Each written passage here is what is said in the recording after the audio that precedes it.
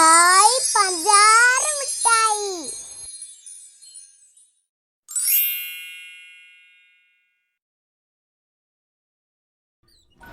കുറുമ്പിപ്പൂച്ച നാട്ടിലെല്ലാവർക്കും പ്രിയപ്പെട്ടവളായിരുന്നു. ഏത് വീട്ടിൽ ചെന്നാലും പാലും മീനും എല്ലാം അവൾക്ക് കിട്ടുമായിരുന്നു. എത്ര കൊതി വന്നാലും വീട്ടുകാർ കൊടുക്കാതെ അവൾ ഒന്നും എടുത്ത് കഴിക്കുമായിരുന്നില്ല. അതുതന്നെയായിരുന്നു അവളെ മറ്റുള്ളവർക്ക് പ്രിയപ്പെട്ടവളാക്കിയത്. എന്നാൽ അവൾക്ക് പുതിയ കൂട്ടുകാരെ കിട്ടിയതോടെ അവളുടെ സ്വഭാവം പതിയെ മാറി വന്നു. അവൾ അടുക്കളകളിൽ നിന്നും മീനും പാലും എല്ലാം കട്ടെടുക്കാൻ തുടങ്ങി.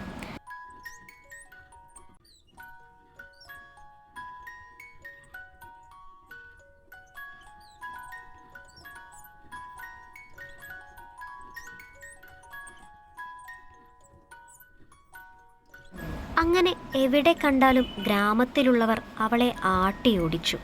അങ്ങനെ ആ ഗ്രാമം വിട്ട് അവൾക്ക് പോകേണ്ടി വന്നു.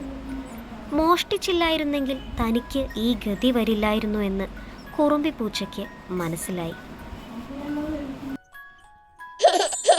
ഹായ് പഞ്ചാര